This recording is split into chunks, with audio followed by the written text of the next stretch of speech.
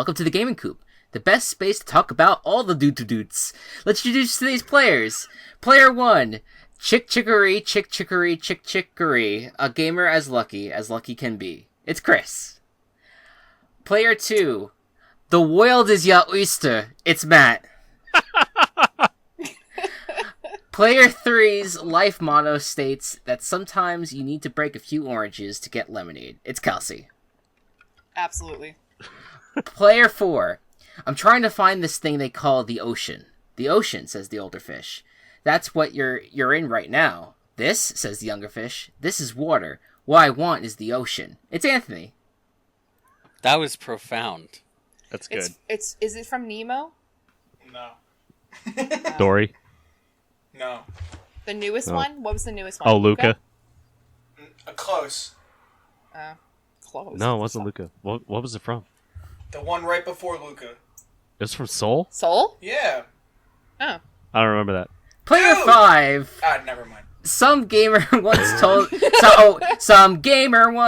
me, hey, there's a killer pony. Roll your dice to see if you're dead. It's Walsh.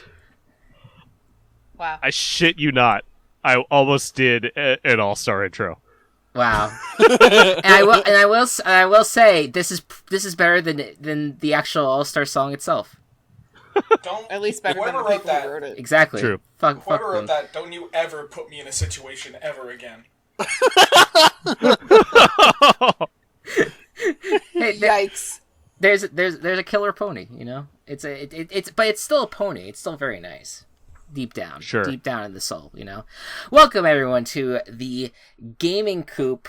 Yes, we are without our good friend Gabe today, but we had such a build-up for this music episode that I believe everyone at least changed their pick once, if not twice or three times, since I issued the hey, everyone give me what game you're going to be talking about for this particular episode. We're talking about soundtracks. So we will be doing a second one, most likely. I don't know when. Yeah, maybe even next month. Who knows? But we'll see how that will all come together. But for now, let's get into it. We're going to go over some of our favorite soundtracks in video games, and I will be starting out with a recent game that came out called Chicory, A Colorful Tale.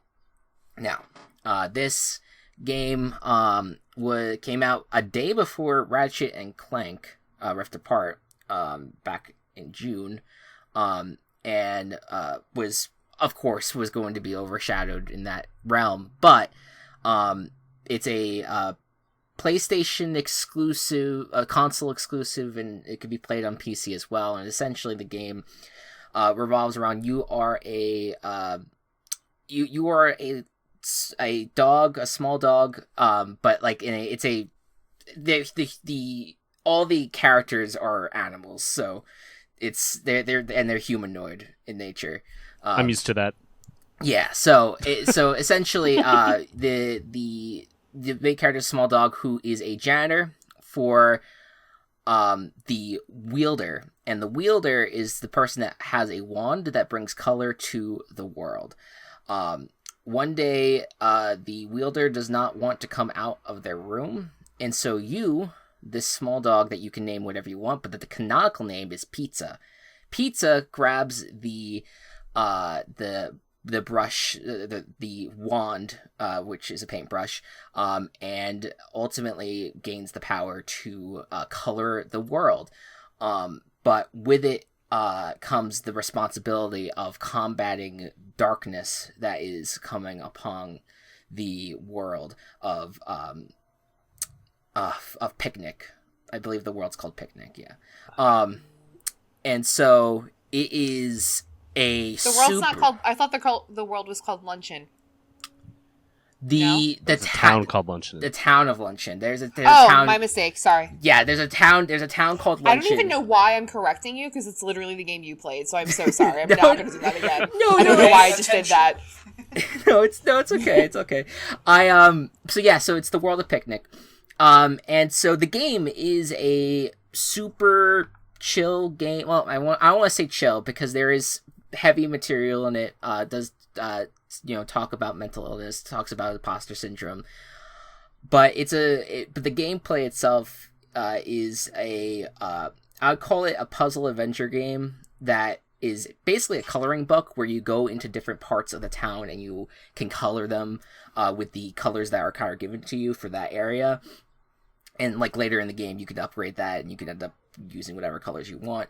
But essentially, this whole adventure kind of revolves around Pizza kind of becoming this, growing into being the wielder and owning the role of being a wielder and trying to combat this while also kind of dealing with like the responsibility and the spotlight that is on them.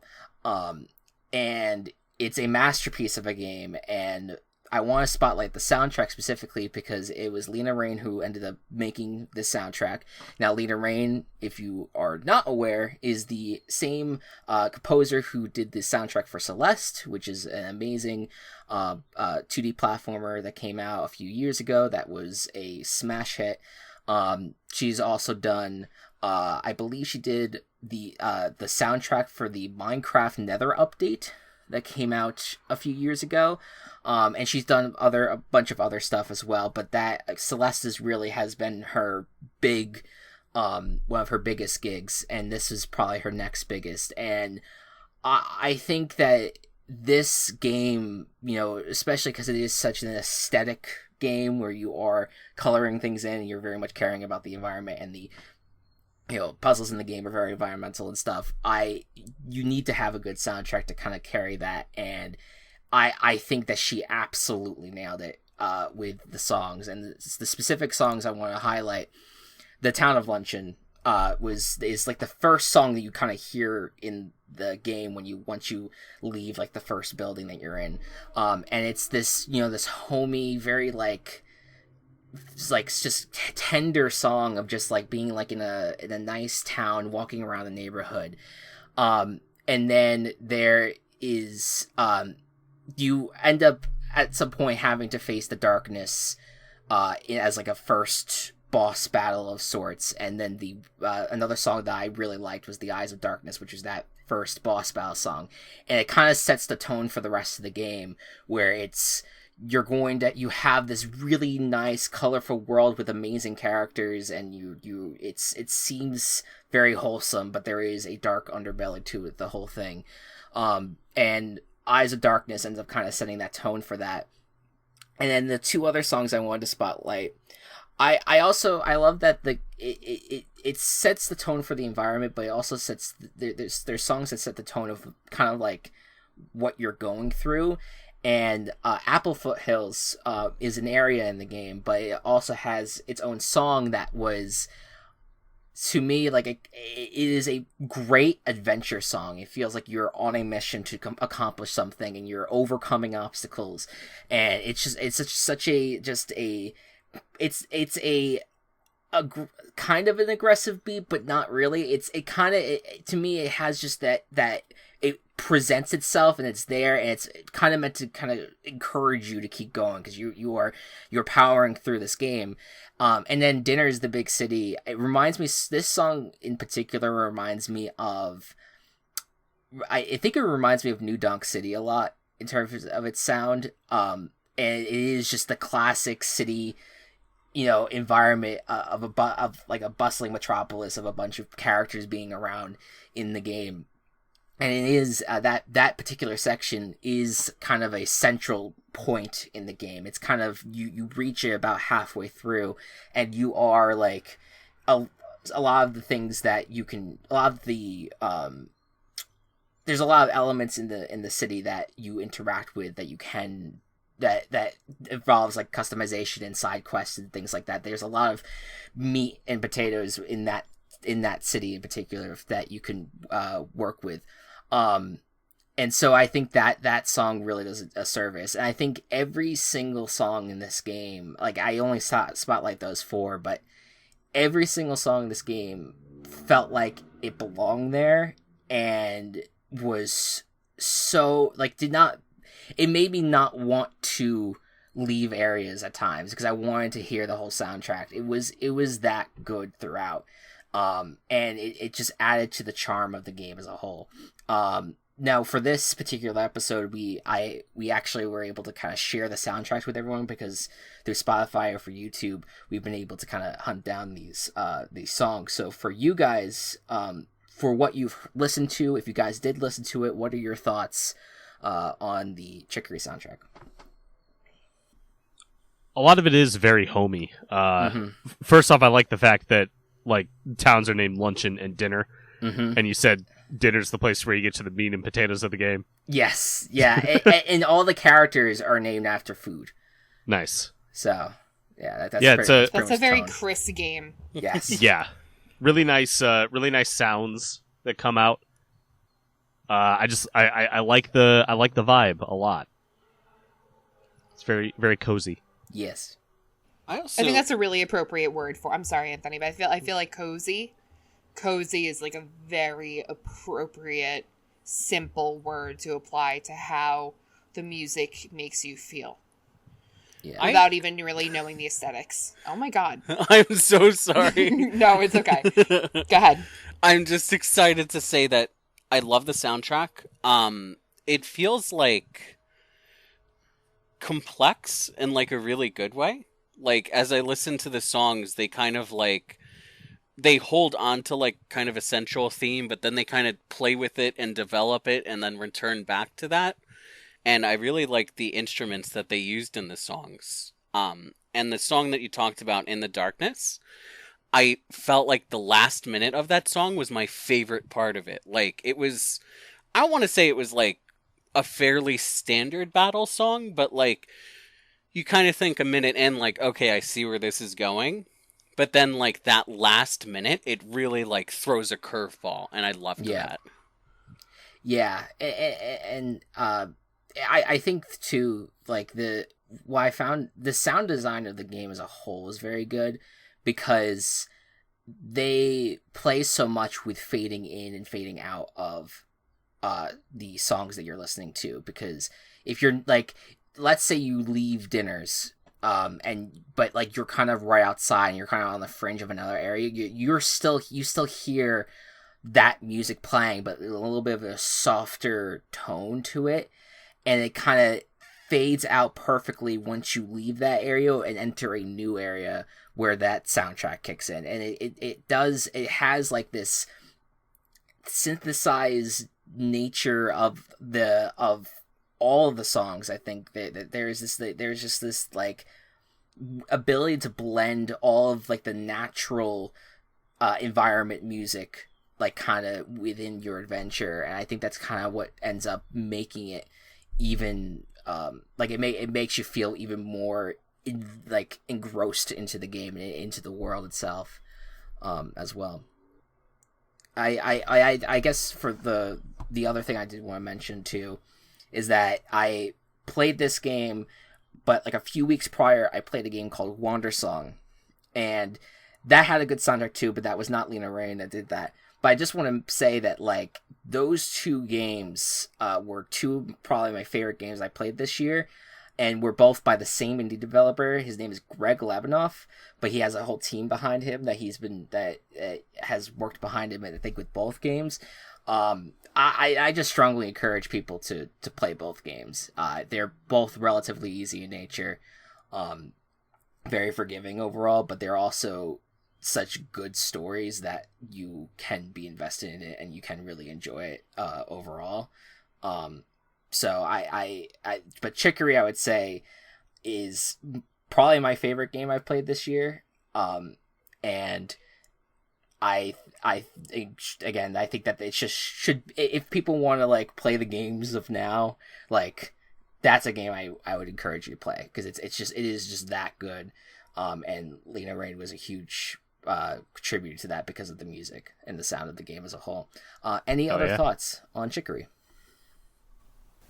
Yeah, I didn't know anything about it, but I mean, even just listening to the songs that you told us to listen to, I was already very charmed by the colors and sounds of the artwork and the music. And I think that already, the fact that I'm already interested in that, really shows to the kind of heart that is put into it. Yeah, I for especially for you, Walsh, and I would say the same thing to Gabe as well, because I know you guys are super into drawing. I would recommend this game in a heartbeat, because there's not even just like, there's the general coloring that you do in the game, but there's also a section of the game where you can attend an art school and you can do a bunch of different artistic interpretations of drawings that they present to you. Like it is really, really good. It's a lot of fun. So I definitely recommend it. It is, like I said, PlayStation and PC for those who wanted to play it. All right. So, I do have one more go ahead. comment about Chicory. Go ahead.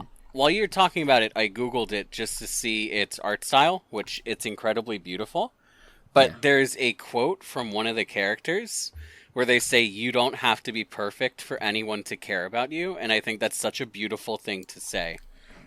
Yes. I can I just tell you, there are so many sentimental moments in this game and that's one of them. And there's such a great overarching message of you, like, society as a whole wants you to be like the best that you can be, and that's sometimes not the case, and that's okay.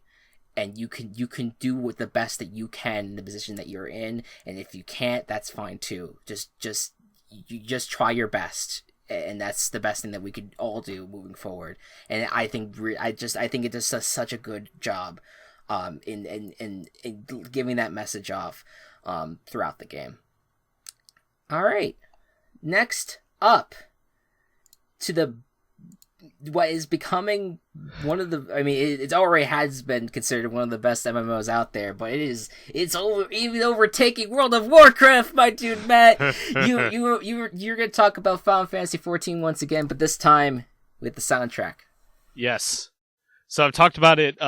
This will be my third time bringing it up on the podcast. First was when I did the kind of first expansion for last year's podcast. Second time was during games I was excited for last month. Today, I'm going to be talking about the soundtrack for Final Fantasy XIV Shadowbringers. Shadowbringers is the essentially fourth story arc, fourth expansion for Final Fantasy XIV.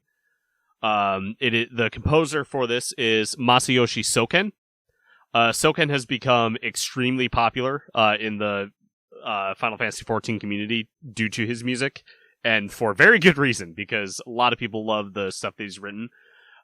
He took over as the main composer for Shadowbringers. He was the main composer for most of the other expansions, but also wrote the main theme for Shadowbringers. He didn't write the other main themes for the other expansions, but Shadowbringers is where he really came into his own. And the thing that kind of separates Shadowbringers from other things for me is the overall sound quality that he was able to make. It's such a unique sounding song, and especially in the game that it's in. The rest of the game is very orchestral soundtrack, and there's a lot of that here as well, which you guys have heard.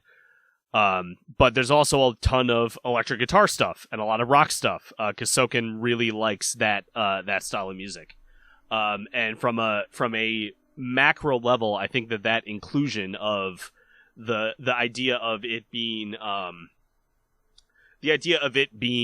an electric guitar and having some rock elements to the themes as a whole really adds to the themes of the story itself, because, and slight story spoilers for Shadowbringers, it takes place in a different world, somewhere else, is the best way I can put that. Mm-hmm. So adding this new kind of genre of music sets it apart from the rest of things. One thing that I really latched onto whenever I got to a new expansion was, okay, what is this expansion's motif?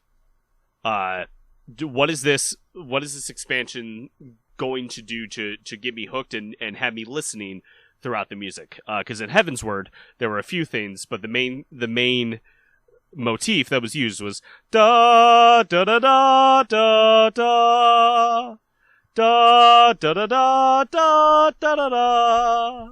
Very nice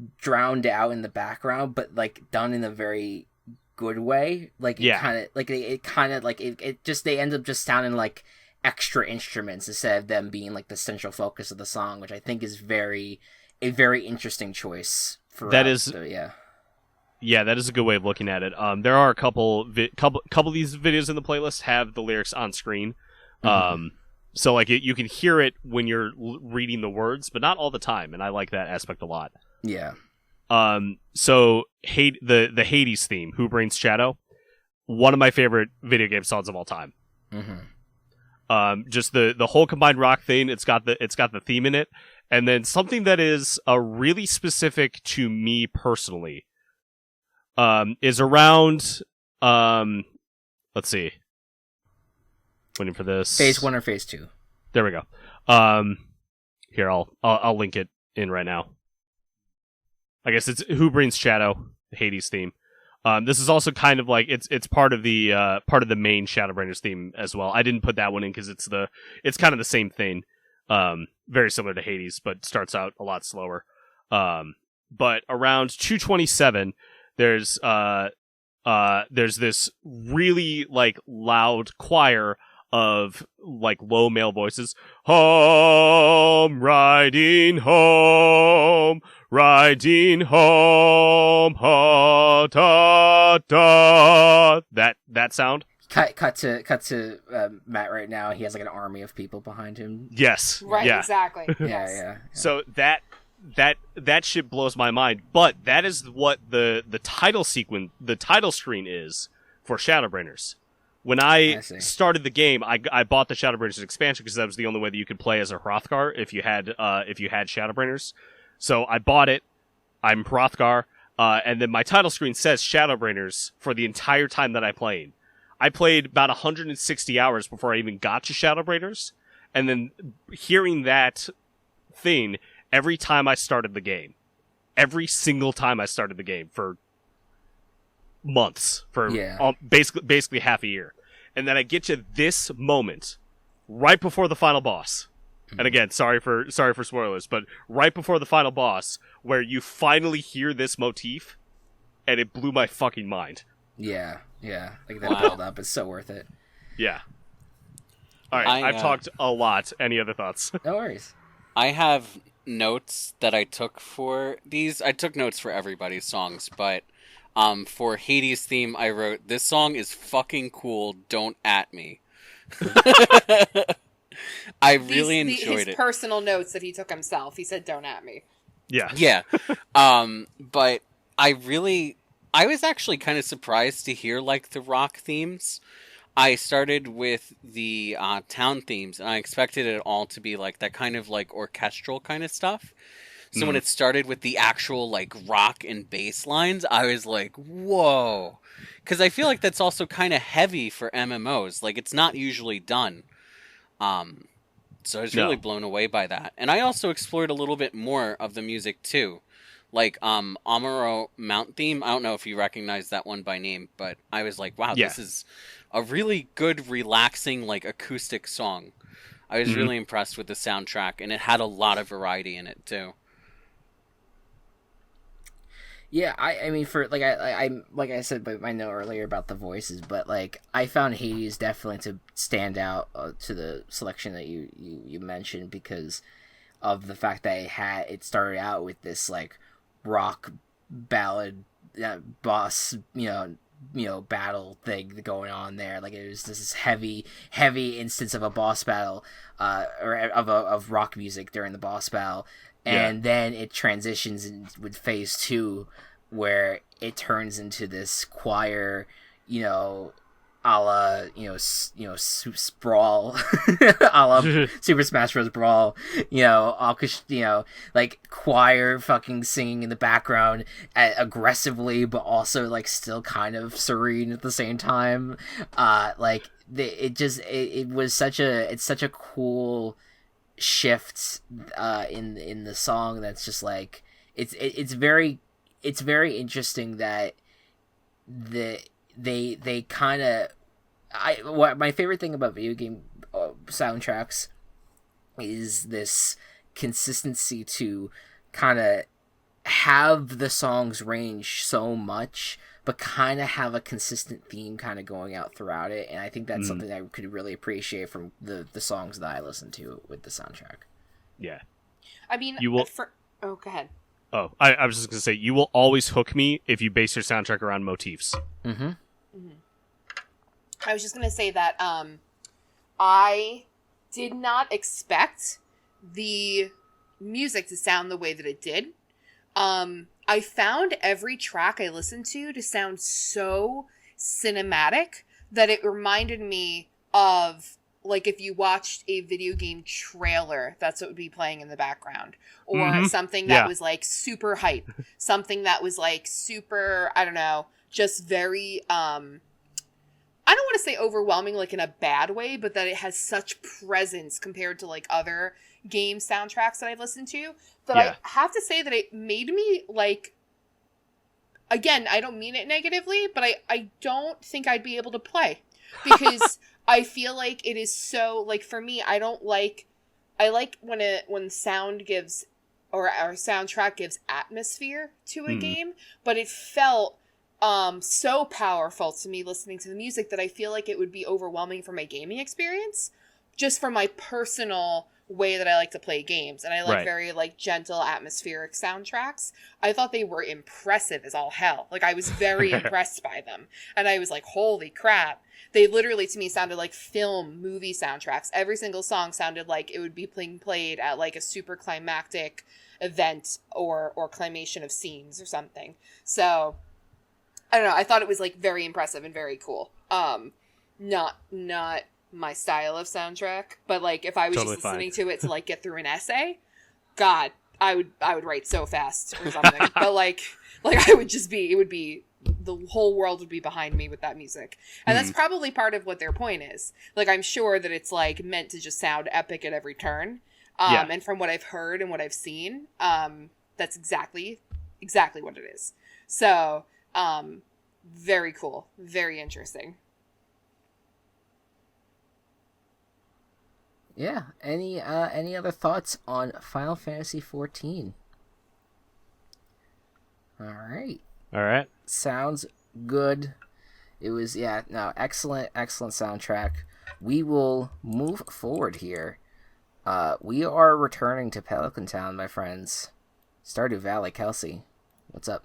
All right, so I'm not gonna, like, in the episode where we talked about indie games, I did, like, a full deep dive on Stardew Valley, so I'm going to try to give you the abridged version, assuming that somebody might be coming into the episode having not listened to other episodes. Sure. Stardew Valley is a indie game by Concerned Ape, otherwise known as Eric Barone,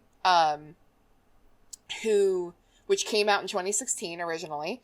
It is very much heavily influenced and inspired by Harvest Moon, and it's another sim game where you inherit the farm from a grandparent and then you build a relationship with the farm, with the people in the town, and so on and thus forth.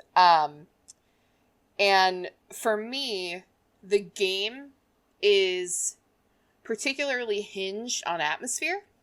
It's particularly, like, the game's time passes seasonally.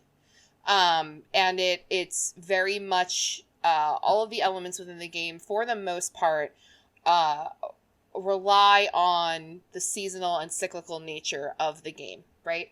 So for me, the soundtrack is one of the most seamless, intentional soundtracks of a game that I've ever played in my life. So in a prior episode, I mentioned, that I love the game so much, and I own it on, like, almost every platform, and I'm a diehard fan and play it all the time, that my husband bought me a collector's edition where we have vinyls that I play on my phonograph in real life, IRL. And like the game, the vinyls are sectioned off by season. So if you pull up the soundtrack for Stardew Valley, you'll see that there are several songs listed as spring, several as summer, several as fall and winter. And then it's a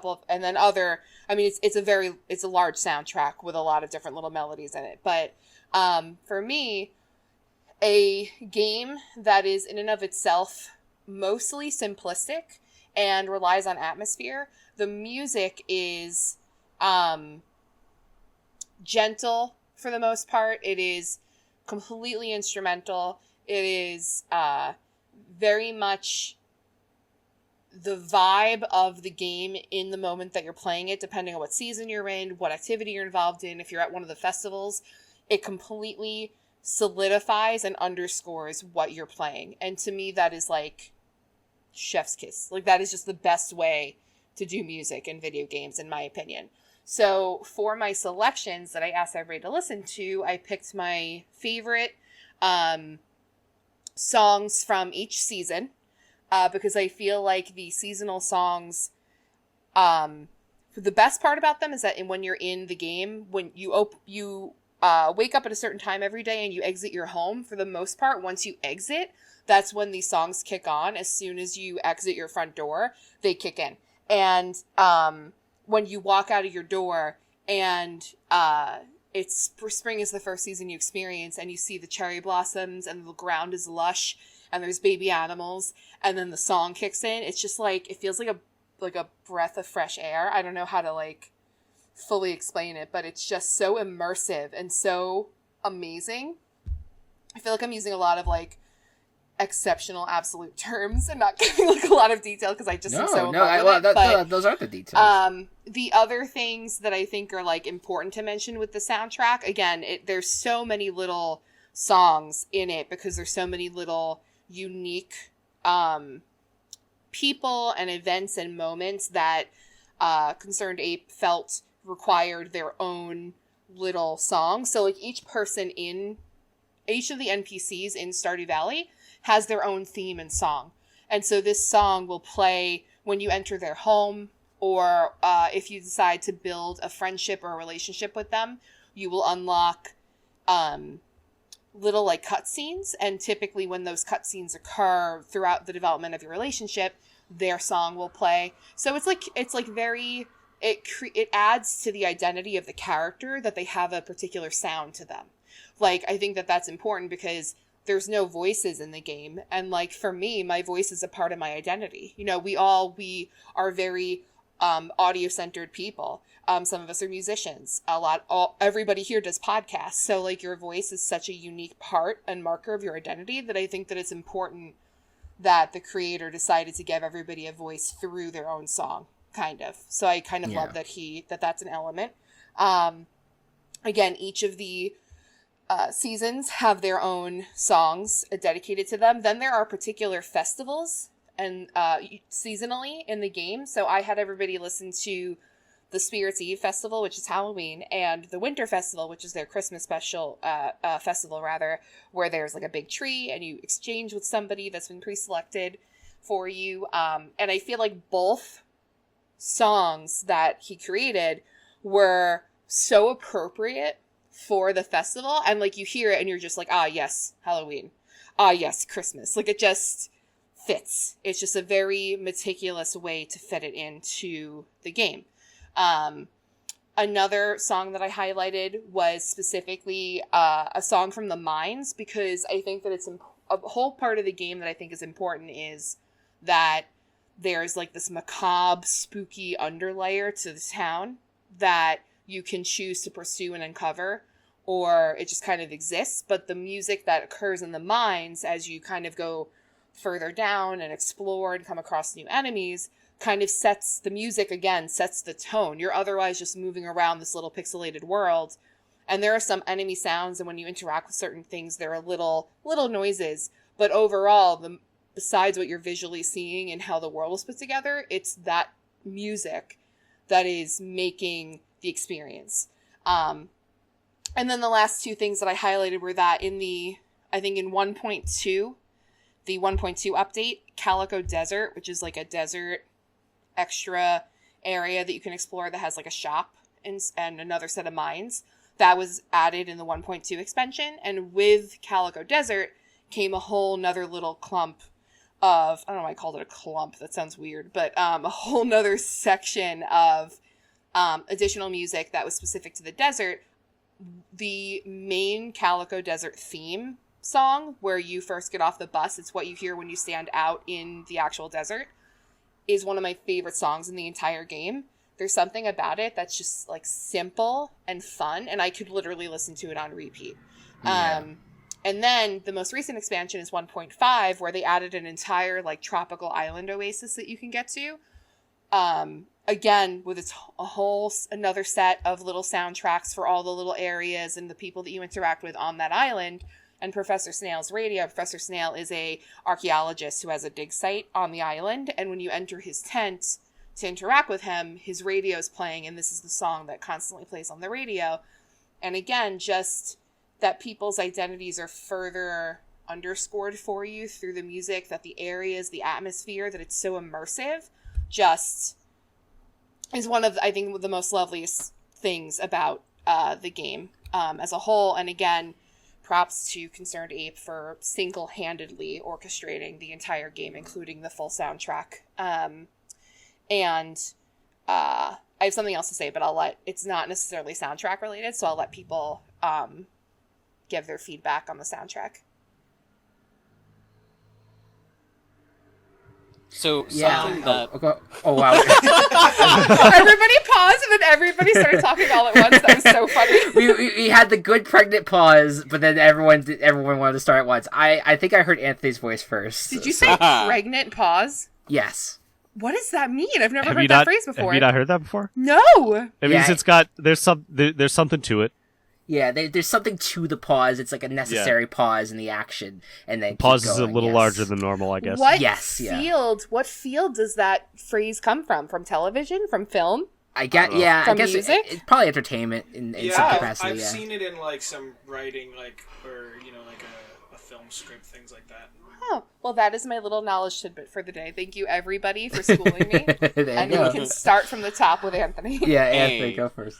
So, I love this game. Like, this game is incredible. It has such a depth to it, and the fact that one person created it just boggles my mind. He's so freaking talented. But, something that I didn't really think about until I listened to the soundtrack, like, separate from the game, is that the soundtrack does, like, a lot of heavy lifting and inferring tone. Like, I noticed that some of the seasons' music was really upbeat, and others were more like slow and thoughtful. And it's just like, when you think about it, it's pixel art, right?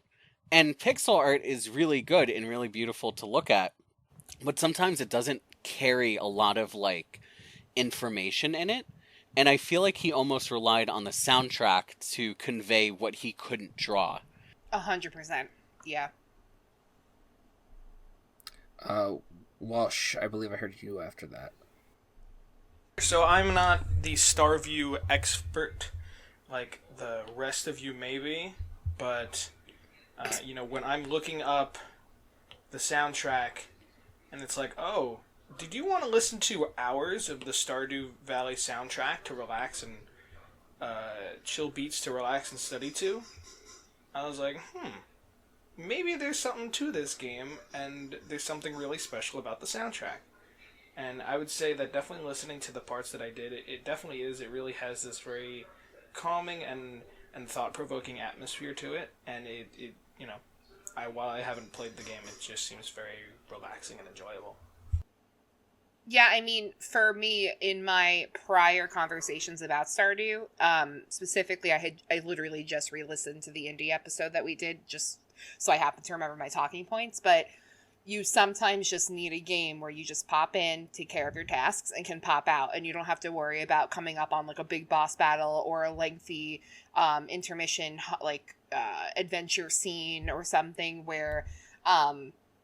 I love that Stardew that you can quite literally just like jump in, play as many days as you want, check in on a few characters, tend to your animals or don't, water your crops or don't, and then like sign off, and it's chill and it's done.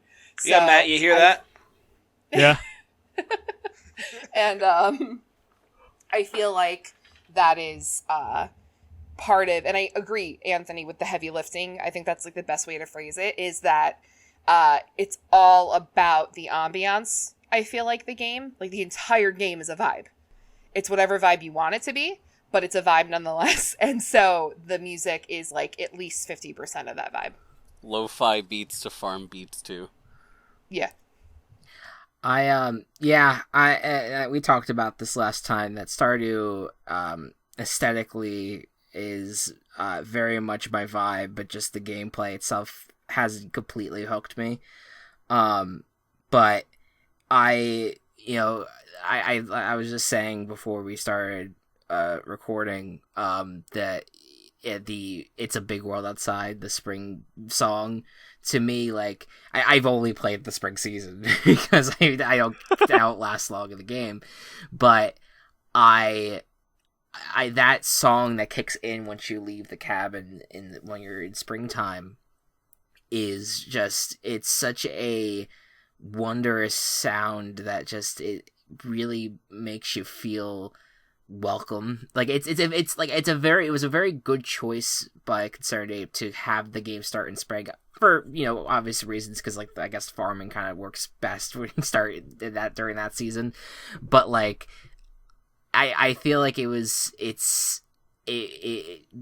kind of is that whole beginning week is like that. Your is literally your introduction into the game, and that song to me is that just like that feeling of, hey, welcome home, friend, you're here, like it's just it has just such nice nature around it, and I think a lot of the soundtrack is very much like that, in both its comfort but also in its storytelling, because again, like, this is like you guys said, like it is, you can't play this game on mute and have the same passion for it, because it really is the one that's kind of telling you about the vibes of the game and kind of setting the tone for you overall. And it's such a masterpiece, and it is wild.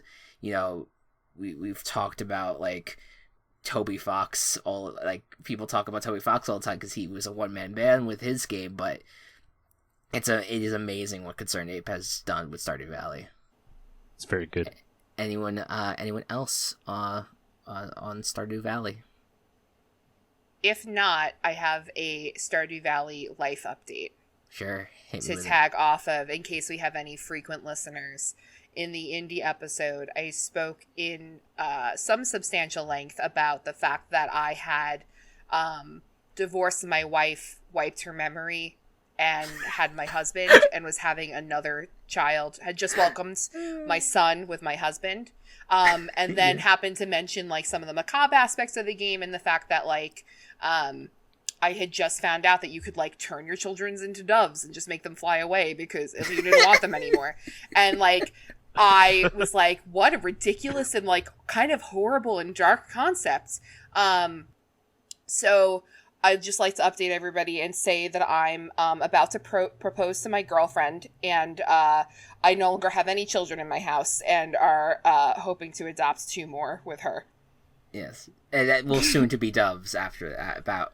No. I doved my first 2 children. Okay, so, okay. So those doves have flown, essentially. The doves have flown. Yes. And Harvey, I divorced Harvey and wiped his memory as well. Mm-hmm. It's a little expensive. It's like $50,000 in-game dollars. Oh yeah, I would imagine. Memory. Yeah, ruining but worth someone's it. life. Worth it. Yeah, sure. Yeah. Oh no, Don't he's tell fine. Jeff. He picked up like nothing ever happened. Yeah. Oh, it's so sad. My children, however, I have still no the idea. wildest thing to be. Yeah, and like my kids, I just assume that they're like making a little nest somewhere in a tree or something.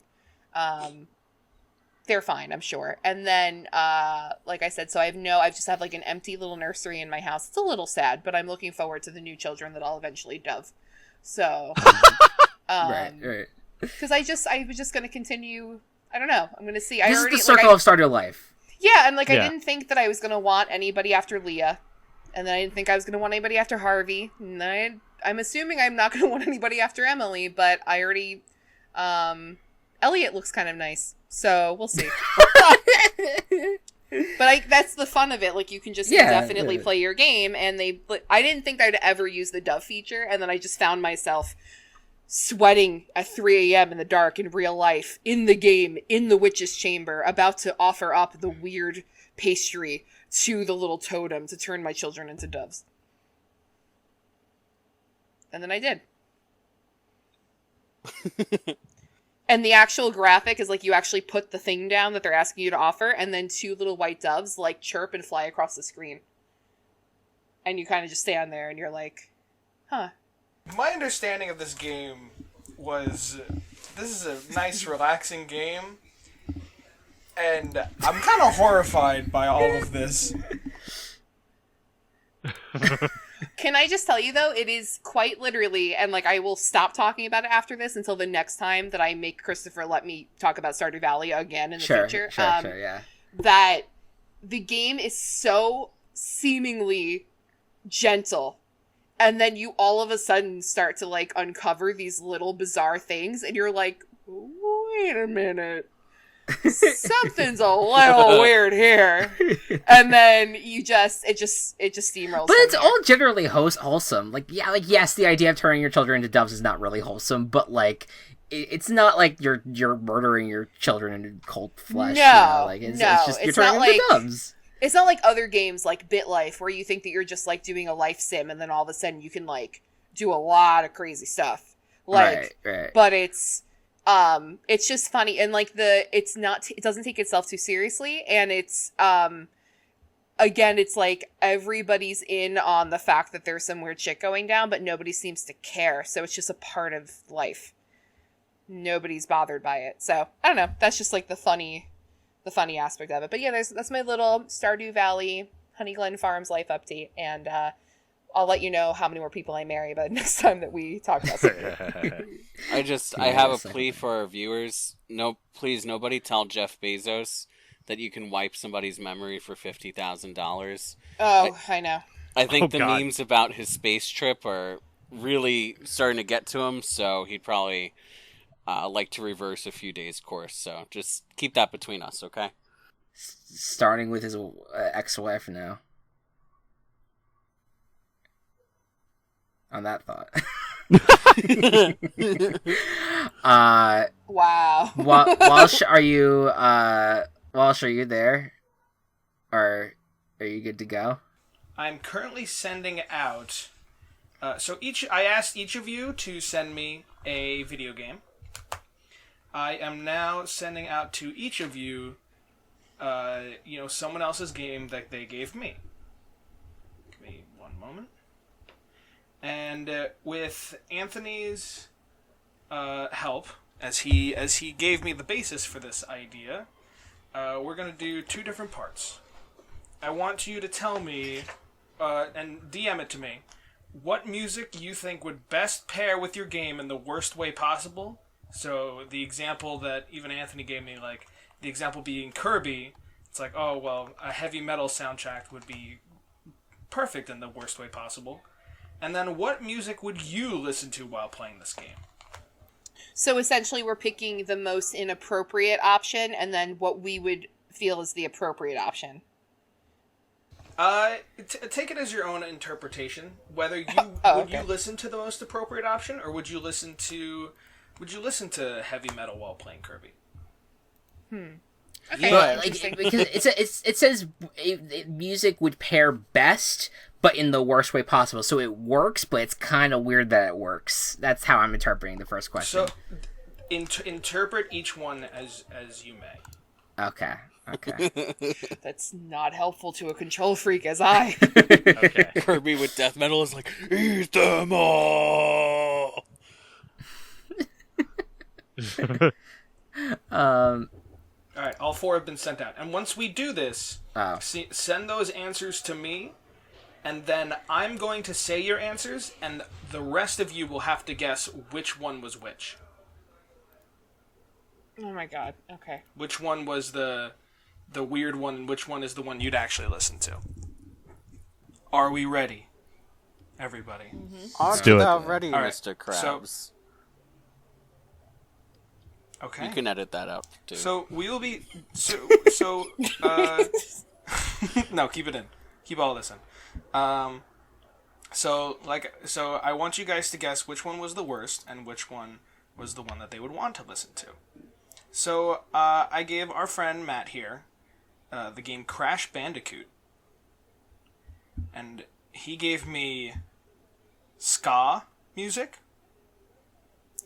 and he gave me slow classical music. I feel like slow classical would not work, and he would actually listen to ska. Yep, I agree with that. Yep, I'm with you. Oh my god, that's 3 points Correct! all around. Look at you Just guys. trying to do the plankton Alright, keep track correct. of your Didn't points. come out quite right. Now knowing that this is what the game is, I'm more happy about my answer. I thought we were gonna have to do like a match Alright, game, Chris. and I was gonna be like, oh my god. Yeah. Alright, Chris. Since you volunteered, Yes. Chris's two musical genres were lo-fi beats to study and listen to, or study and relax to, and Broadway music. What was the game again? What was the game? Oh, it was Mario Golf. Ooh. I feel like you would listen to Broadway, and See, that's what Yeah. I was thinking. That's what I would listen to. But I don't know if that quite fits golf versus lo-fi beats. So I'm going to go the other way. I feel like the game kind of gives you lo-fi beats, if I'm not mistaken, sort of. I'm gonna Kind side. of. It's, Sorry. Go ahead, Kels. no, it's okay. I just feel like so lo-fi beats. I feel like is the. I just don't see Chris listening to lo-fi beats ever. Sorry, that's straight up. I just feel like that's not. I feel like he didn't even know what that meant. I feel like he probably still doesn't completely know what it means. I feel like he just heard it and took it. So I feel like lo-fi beats is what he would say doesn't actually go, and that he would listen to the Broadway music. Anthony, what do you think? I'm gonna side with Matt here. I feel like lo-fi beats would actually go really well when playing Mario Golf.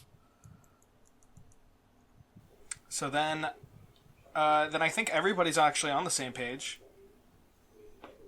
All three of you, would be wrong, because Okay. the one that he thinks would go worse than the best way with Mario Golf is Broadway music, and he would listen to some lo-fi beats. Yeah. He definitely doesn't know what that means. Because it's just some nice beats to listen to, like a Stardew Valley, or like even just some just calm music that you listen to while you're, because at the end of the day with Mario Golf, like, first of all, you listen to that shit unmuted because those are banger soundtracks, and second of all, you won't want to listen to music during golf anyway because that's too distracting. Broadway Fine. music is distracting. Fine, you duped us. Fine. All right, on to the next doofus. We have Hey. Kelsey, who I gave the game. Anthony The next assumed. doofus. Just assumed I am the next doofus. Perfect.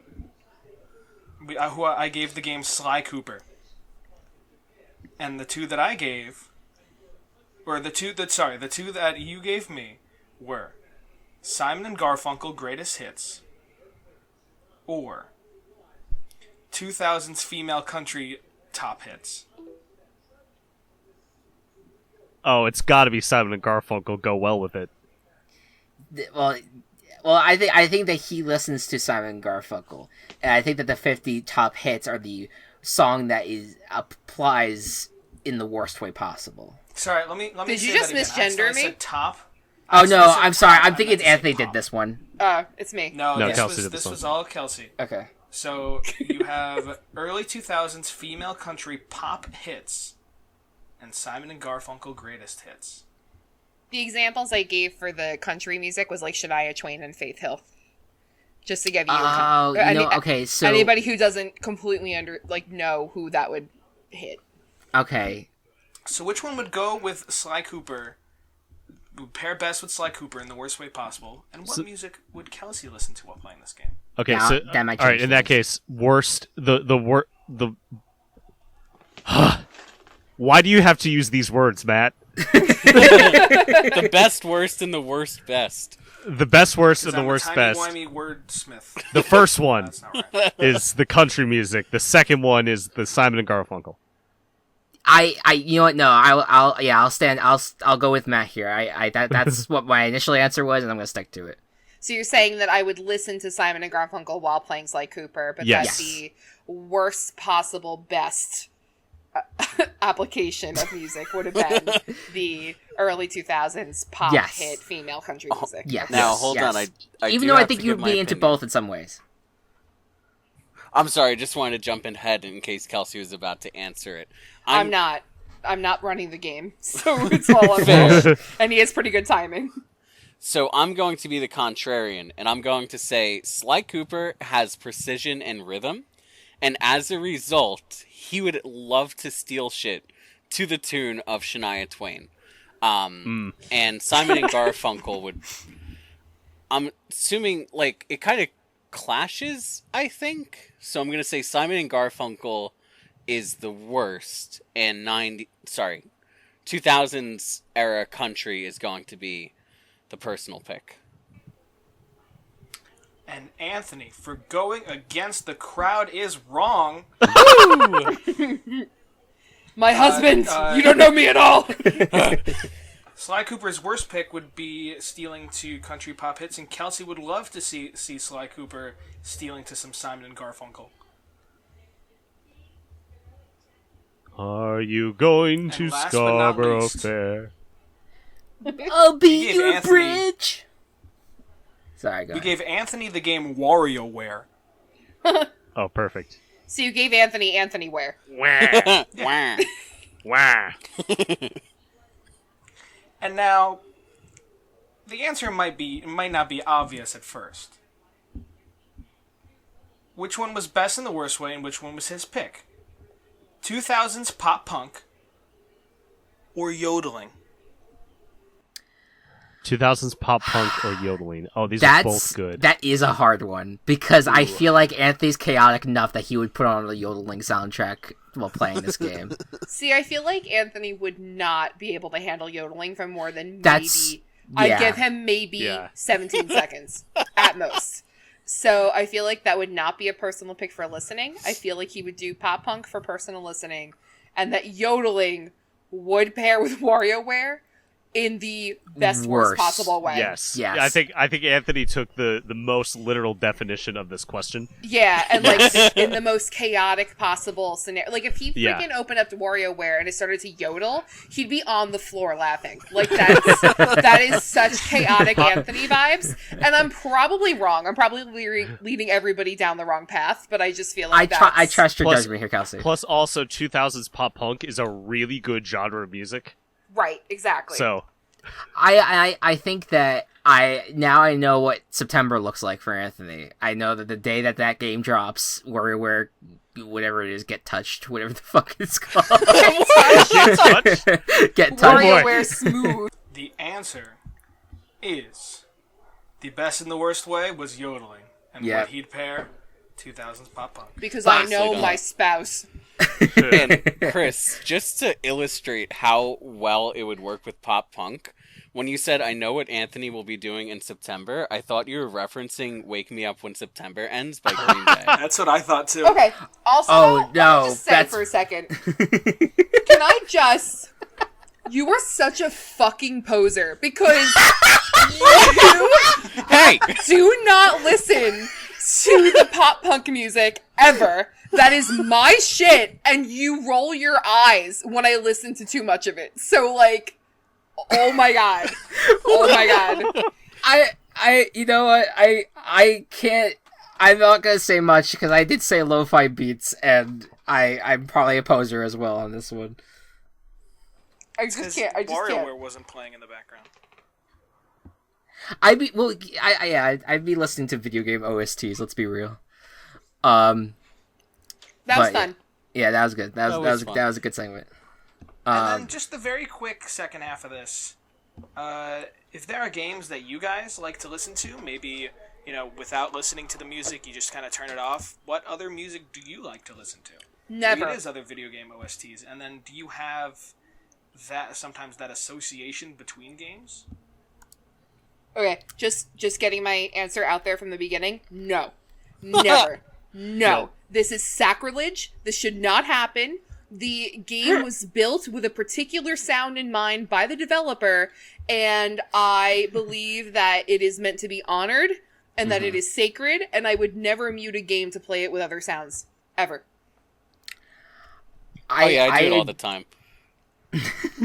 I agree. I agree with that sentiment. I actually think the only time I would do that is with a game that doesn't really have that much of a soundtrack. Like, or one that I've heard a million times already because I play the game a lot. Like, Minecraft, definitely putting on a soundtrack in the background to that. Just because there's not really a lot of music in that game, and it only kicks in every once in a while.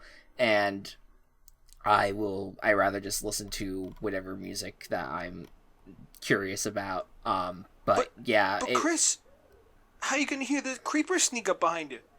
Well, I listen to. I have the sound on. I don't have the music on. Yeah, there are sound and music bars in the options.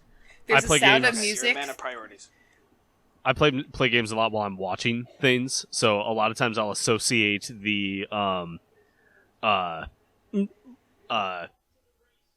associate whatever I'm watching with the game. So there's a very specific level in Sly 2 that I was playing while I was trying to get into the Netflix show The Ranch, which I'm not a fan of that show, but I watched a few episodes of it while playing a Sly Cooper level, so whenever I'm there in that level, I think of The Ranch. The Ranch. I know this isn't really music, but a lot of the time I very much enjoy... because Mario Kart, I think for a few months now, has been my comfort game to just relax and play. And I've created a very strange association with Mario Kart and Critical Role, where a lot of the time I find if I'm not listening to music from a video game, I'm usually listening to like a podcast.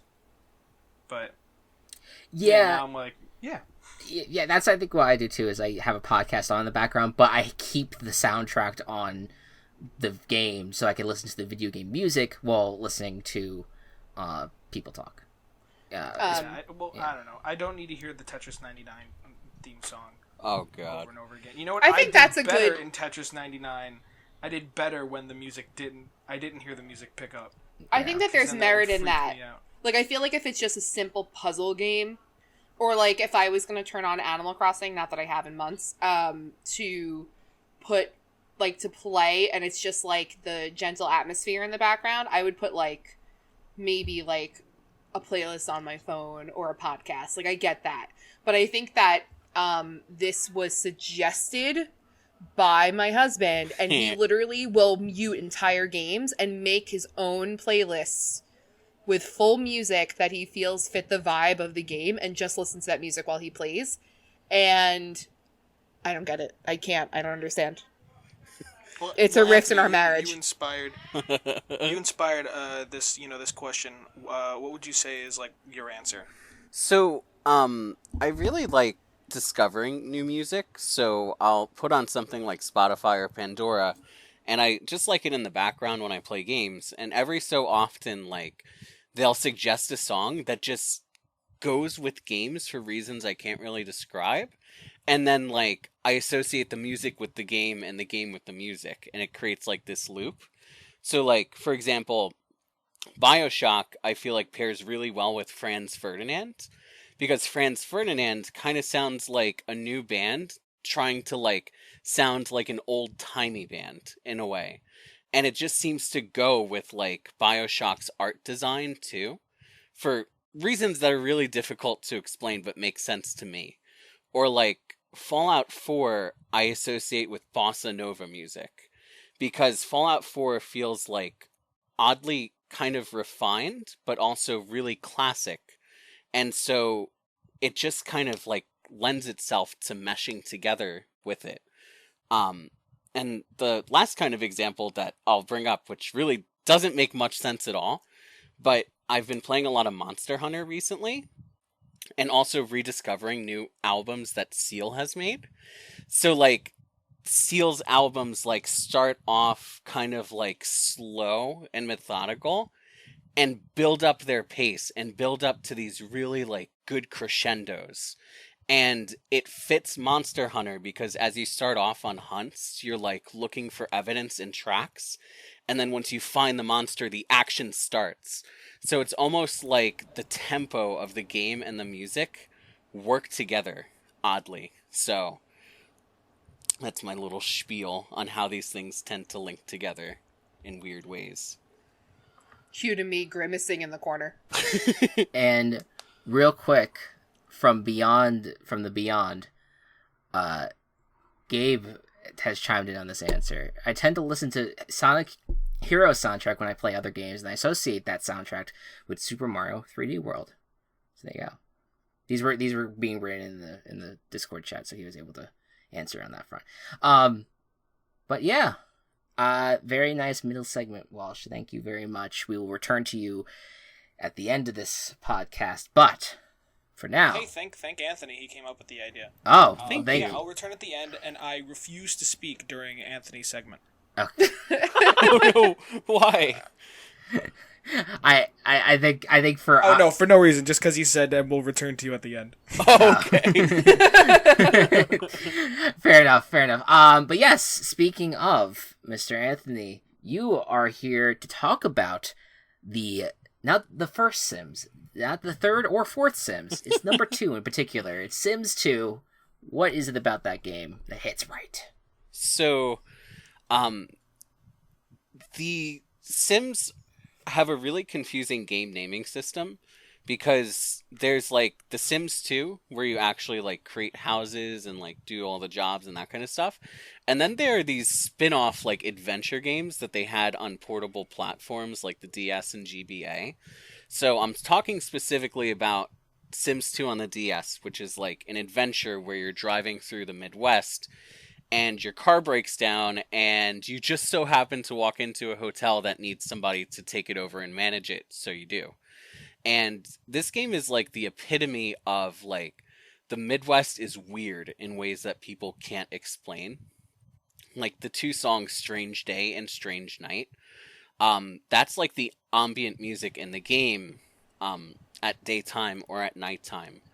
And it's like you get into the hotel and the guy's like, yeah, this hotel got abandoned, but if nobody takes it over, the town's going to fail because nobody's going to want to come here. So can you like power up the nuclear generator that's in the basement? And then you like turn to the left and you see these nuclear fuel rods that are glowing green on the ground. And you start picking them up and following their trail all the way to the nuclear generator. And that's like, in a nutshell, how weird this game is. Like, every so often, you'll have these enemy forces that invade the town. Like aliens, robots, mafiosos, and you fight all of them by either using a water gun or a Batman costume. And like you help clean up the hotel by vacuuming people's rooms, and sometimes you find like weird totems, or you may find alien corpses out in the desert, and you actually dissect them because alien organs are really valuable. And it's just so weird in so many different charming ways. But the soundtrack itself kind of like takes me back to a happier time. Like, it was made in 2005 when a lot of people I know were a lot happier in general. And you can kind of feel like the soundtrack doesn't take itself too serious. It has like a lightness to it. It gets weird and also has some normalcy too. But it's mostly just kind of playful and fun. And I think that's kind of the best representation of the game. But it also has times where it gets a little scary. Like the Alien soundtrack, the Alien song, if you listen to that one, is kind of like brooding and creepy. What brought me to talk about The Sims is that I found an article online by Kotaku saying people are pretty sure that the Sims 2 for DS was haunted. And you find people talking about all the things in the game that scared them. And if you go to the YouTube page for the Alien song, you'll find people being like, oh my god, this awoke a horror in me that I forgot that I had. Because if you time travel backwards in the game, when you load into the town, instead of hearing like the usual town soundtrack, you'll hear that creepy, slow alien soundtrack. And because you cheated, they spawned hostile aliens all over the town. And they will all converge on you and hunt you down. So it's a really interesting way of, I guess, trying to like combat cheating. Like Animal Crossing's like, all right, you're gonna get a lot of weeds. The Sims 2 is like, you better hide. I wish they implemented that in Animal Crossing. It's fucking Isabelle chasing you with a chainsaw or something. Yeah. But No, I think is really interesting... It's just, you come into your town and it's just all tarantulas trying Yes! to... Right, exactly, yeah. Kelsey and I were talking about The Sims on the way home today because we both grew up playing The Sims. And a lot of people here did too. And it's kind of like there's an invisible thread connecting all the Sims soundtracks. Because if you listen to like the Herbs or Busting Out, they sound like songs that are all part of the same album. And it so turns out that this guy who was the creative sound designer for The Sims 2 on the DS also made the sound for The Sims Herbs and The Sims Bustin' Out. So it creates like this cohesive kind of style in the games that I think could really just bring us right back to the happy days. Yeah. I'm go sorry, ahead, Kelsey. just really quick to piggyback off of that. When we were talking about it, because I only played Sims Bustin' Out and Sims Herbs. So as far as like any Sim games ever, that's what I played. So, and the console version, like the DS or the GBA version. So we happened to specifically, when he's talking about cohesion and threads running through, one of my favorite little sounds from Bustin' Out was Giuseppe Mezzoalto's song theme, in that it was like this very like slick mafioso type like accordion music. I don't know exactly what to like pinpoint it as, but that in Bustin' Out, if you were trying to locate him or his van to get something from him or sell him something or whatever, you'd walk into the next scene or the next part of the town, and as it would phase in, if he was there, you'd hear this absolutely distinct music that would just be completely taking over that area of the game, and you knew that his truck was there. And I explained this to Anthony because he never played Bustin' Out. He only played Herbs and Sims 2, where I explained it to him and I played it for him, and he goes, wait a minute, pull up the Goons from the Sims 2 soundtrack. And then explained that the Goons were like a mafia group that could move into your hotel. And I played their song, and it is like a complete link. Like, they're not the same exact song, but if you had just listened to one and then the other, it is very clear that there is like a direct link for it. And I just thought that was really cool. Having not played Sims 2, I had no idea. But it was like there is a subtle cohesion that has been built in from the brain of this guy across several games that I think is very cool. And just to give a name to him, his name is Ian Stocker. And he did a lot of music around that time. Well, he's a cool dude. Yeah. Yeah, I played both Herbs and Busting Out. I beat Herbs recently, actually, in the last year. And that soundtrack is so iconic in its own way. That is, if I had a collection of Game Boy Advance, like a little album of that, like that was like 3 or 4 entries from the Herbs would be on there. And I definitely got like, I think it was Strange Day that I listened to, where it reminded me so much of walking around Urbania.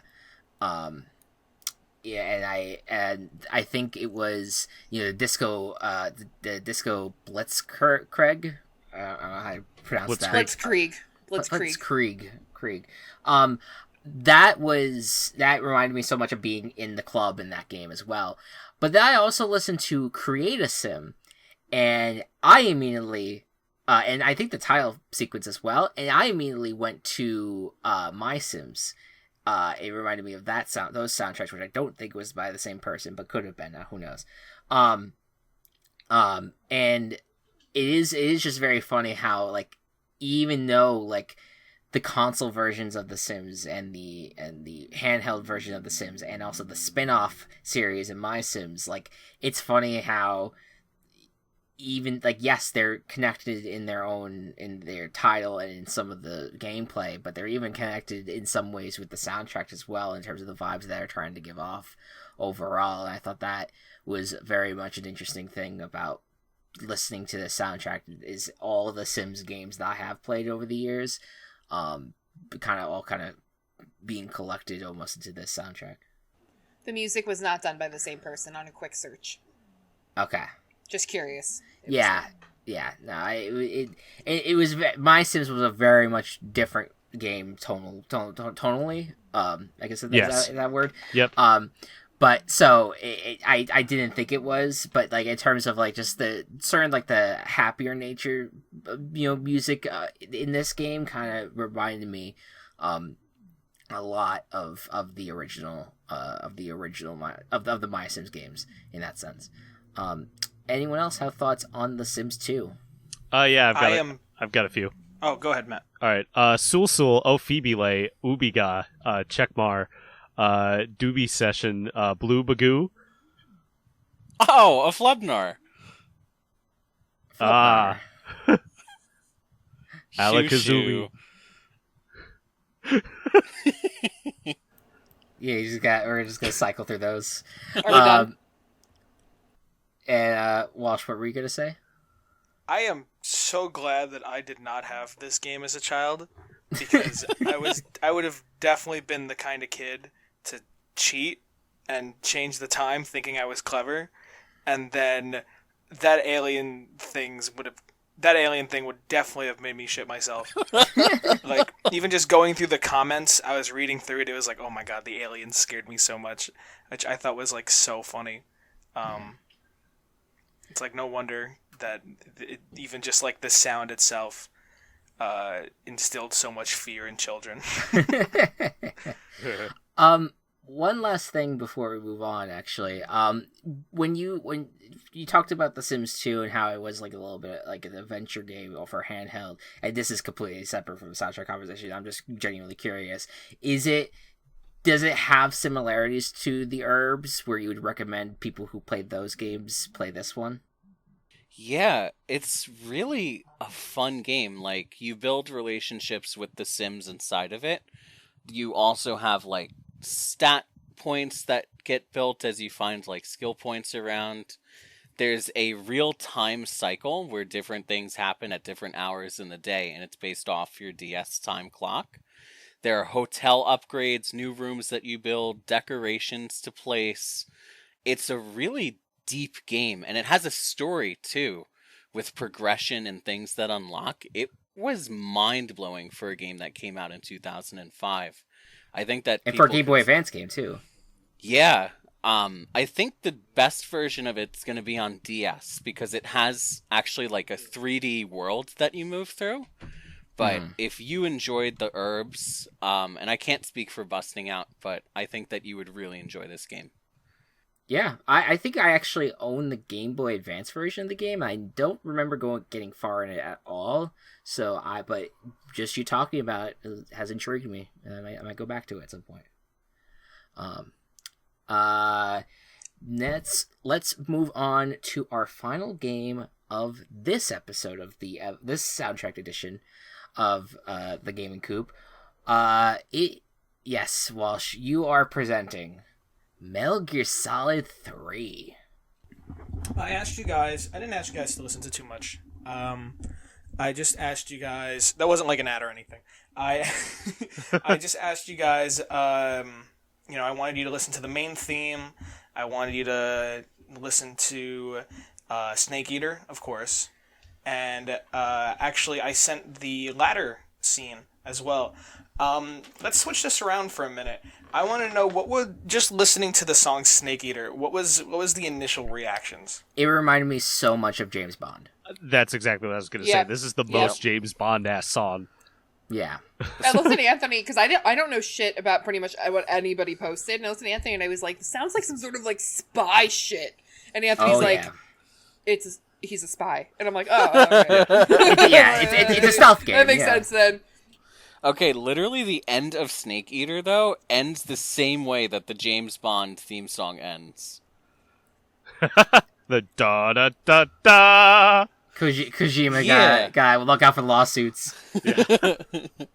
There's a YouTuber, shoutouts to Rabbit Luigi, who uses that in his outros.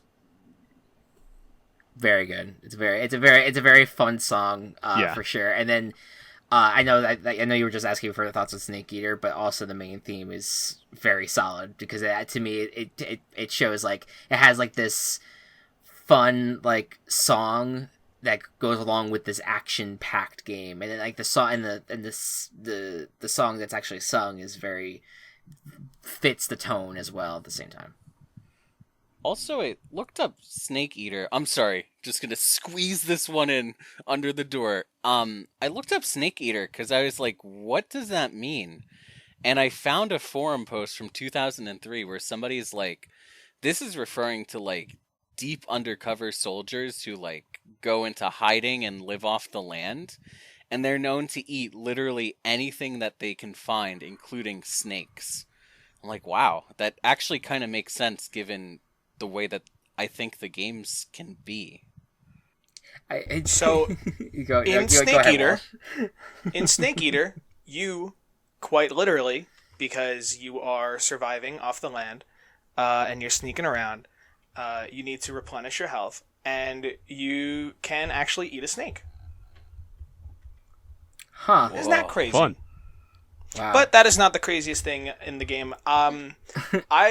Metal Gear Solid is this insane series because it is this, you are a super spy. You are you are stealthing your way through different levels or blasting your way through others.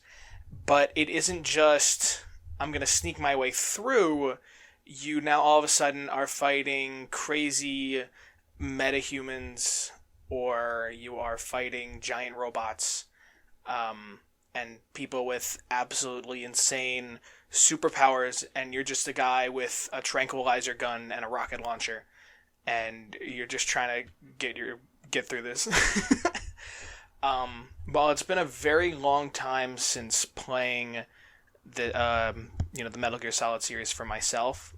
This one has definitely been the one that has stuck with me the most. I remember sitting and playing and going up the ladder, and I didn't know what was coming. I didn't look up and see how tall it was. I just started to climb up the ladder, and I was like, wow, this is a long ladder. And then just hearing the vocals come in like, what a thrill.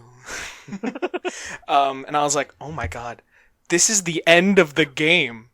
This is it. I'm gonna go up here and it's gonna be the end.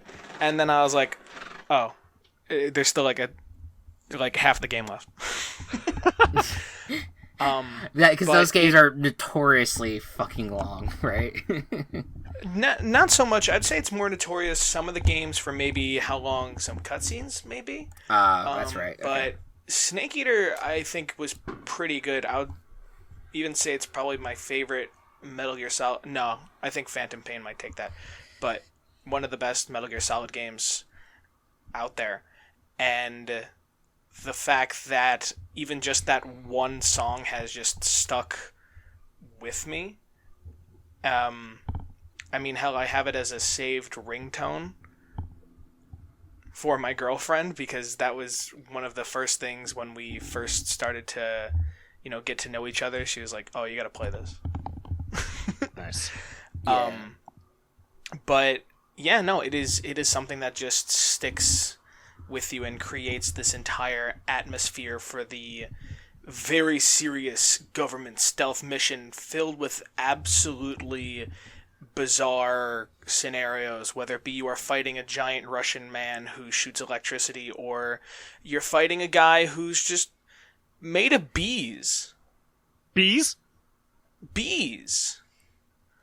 or you literally you're just fighting a guy that's just on fire. It's like an absolutely wild ride, and I think that even though it's a very kind of cinematic song, it really captures just the entirety of the game. And I was asking for your first initial thoughts because when starting up the game, that is like the first thing that you hear, even before you press start. Yeah, it's incredibly good, and that whole series is just so wild from as someone just watching from a distance. And I do want to play those games at some point as someone who likes the idea of stealth games, but whenever I've tried to play stealth games, I'm terrible at them. So I that's okay. That's when you spend 4 hours trying to stealth your way through a level, and you only get about 25% through it, and then you get caught, and then you just blast your way. And it takes 10 minutes through the other 3/4. Right. Yeah, you just give up and you just start shooting everyone. Yeah. But I've heard so many, obviously especially because like Kojima is just held up as one of like the all-time great video game creators, directors, however you want to put it. And how that series has, just has continued to live on even though there hasn't been a game in years. Like it is such a, and then like amongst the gameplay and amongst like the characters in the game and how iconic all those things are, the music also just ranks among like the greatest soundtracks in video game history, and it makes me want to get into the series more, just knowing what it has meant to the just the medium as a whole. Yeah, it just even just listening to those two songs, it's just excellent. I know that there's a lot of like not a lot of fourth wall breaking, but just a lot of like fascinating thinking outside the box things that happen in the Metal Gear Solid games. And I think that like especially in this one, I've heard of some of the things that you could do. That alone makes me really want to experience it too. Like Chris said, like I can definitely see myself playing these. Gotta get a remaster out, buddy boy. There's you fight a few different people that are, very weird in different ways. One of them is a very, very old man who is a sniper. And you have an entire, boss sequence where you are trying to find and kill this guy, even though despite then when you find him, he is incredibly fast. But there are, like, from what I know, some of the out-of-box solutions I've seen that you can do to defeat him. Before you even fight him, you have a very slim chance where you see him at a distance, like, interacting with some other people, and you could kill him there, and then not even have to fight him in a boss sequence way later on. Or there's even, if you do the boss sequence, and during it you leave and then change the time settings on your system, you can go back and it'll say, he has like died of old age. Just wait 3 days. He dies of old age. Yeah. It's hilarious. I love it. Yeah, those are just, I'm not an expert, but those are just some of the things I've heard about just Snake Eater. I don't know everything, but even without exploring a lot of that, it is still a very memorable experience. And yeah, I always wonder, like, what if he, as just because I'm super into just following like the news and of this all stuff. I'm always curious about, like, if he's ever gonna kind of create another one of those masterpieces like that, like, just because he did so well with Metal Gear Solid, and then he attempted the Silent Hill thing, that didn't work out, and then Death Stranding, which is very divisive. amongst people. And so, like, I don't know. It makes me curious if, like, he will ever return to, like, that level of, like, holy shit games. And how, like, if those are going to be kind of seen on the same level as a Metal Gear Solid game. This is very much not associated with the soundtrack conversation. It's just my thoughts about, like, because he's just hailed in such a major way that I'm just curious about, like, what the future of Kojima Productions is.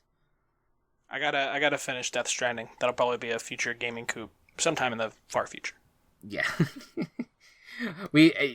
Kelsey and Anthony and I started it, and we're just like, I don't know if we can finish this. We're just very, very. I know that I cannot finish it. Yeah. It's over for me. My relationship with Death Stranding is done.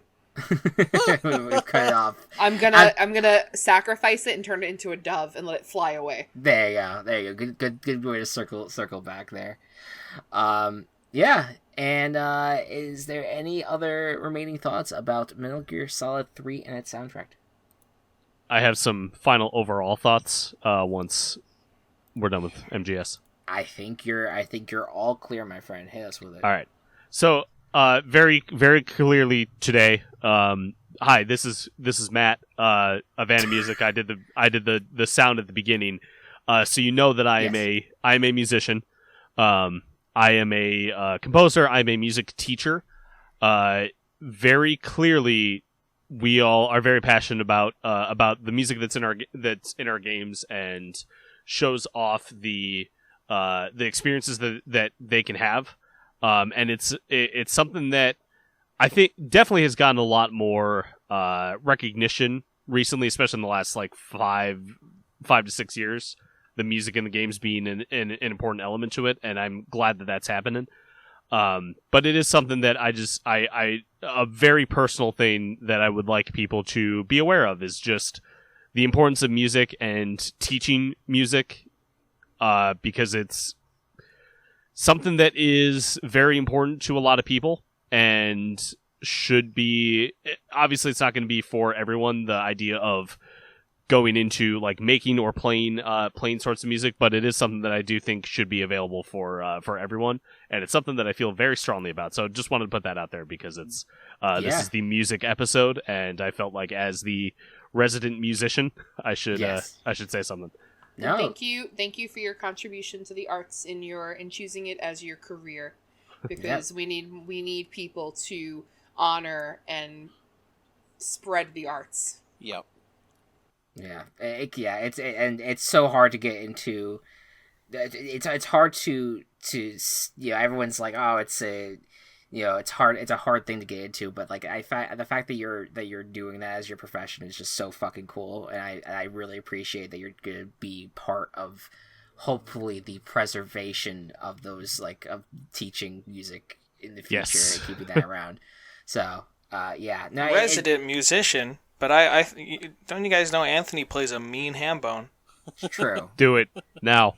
And then, my ham bone is getting retuned, so okay. That did not sound like I wanted it to. So, but by the way, on that very sentimental note, I just want to go back real quick when you were mentioning that you looked up what Snake Eater means. I swear to God, I thought you were going to be like, yeah, I looked up what it means, and it means a hand job. So,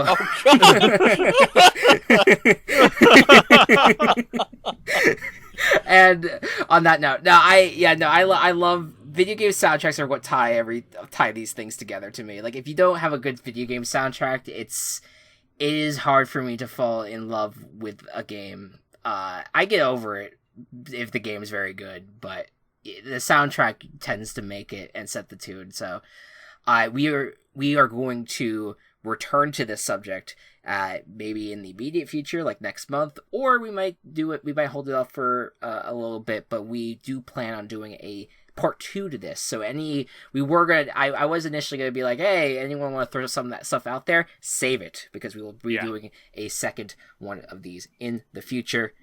Thank you all so much for listening. Game on. The Gaming Coop is brought to you by Team Chaos Productions. Follow us on Twitter at The Gaming Coop, or follow our other work at Team Chaos Pods.